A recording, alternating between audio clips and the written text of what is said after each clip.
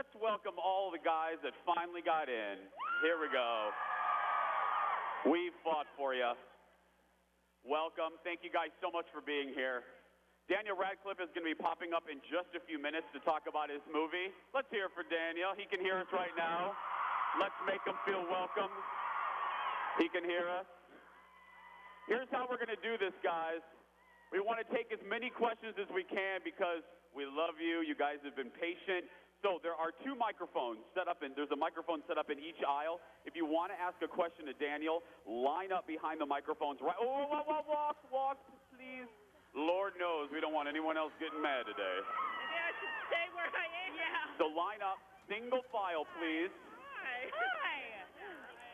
Are you going first? Do you want to go first? So we'll go one at a time. We'll try to get as many questions in as we can for Daniel. Okay. And here's the deal, and I'm sure you guys understand, this is really important. Daniel's here talking about the woman in black. Unfortunately, we can only have like one or two Harry Potter questions, and that's it. Okay, now don't be mad at me now. We got you in. No, but seriously, I'm sure you guys understand. You guys are all journalism guys. You understand. He's here to talk about his new movie. One or two is fine, but let's try to limit the questions to his newest project. He'll appreciate it. I know you guys understand. So you guys ready? Okay, we're going to find out who's going to get the first question. Who's for the farthest state? Is there a California representative? California, okay. Let's do like a small state, like Idaho. Idaho? Oh, there he is. Hiya. Ladies and gentlemen, Daniel Radcliffe. Hello there. Daniel. Thank you very much for having me. Thank you very much indeed. Daniel, I got to tell you, this is Jason here in Minneapolis. You have 1,000 very excited fans here. Oh, cool. Well, thank you very much. Hello, Jason. Hello, everybody there. Well, Daniel, I'll be moderating this for you. We have a ton of questions, so we're not going to waste any time.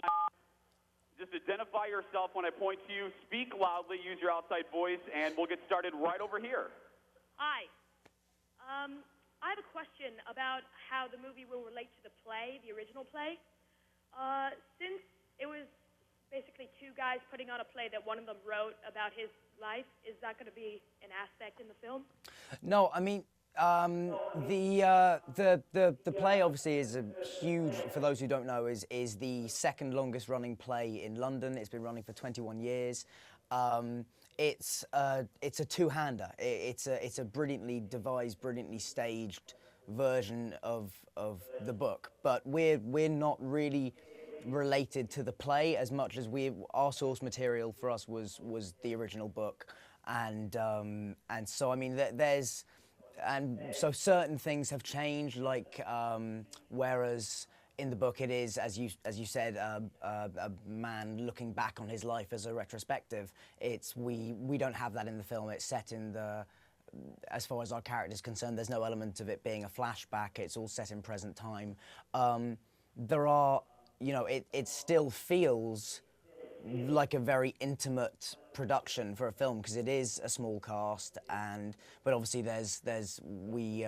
in terms of staging it with just two people, that wasn't going to happen. And right over here, what's your name?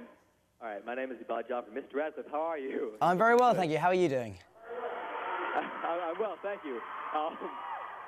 All right, so obviously you received a lot of press for your role in How to Succeed in Business Without Really Trying.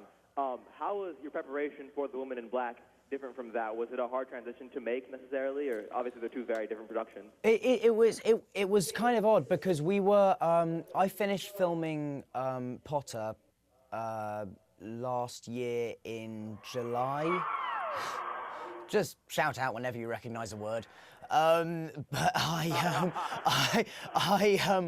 so I finished filming Potter in July, and then we had there was about 2 months between finishing that and starting Woman in Black filming.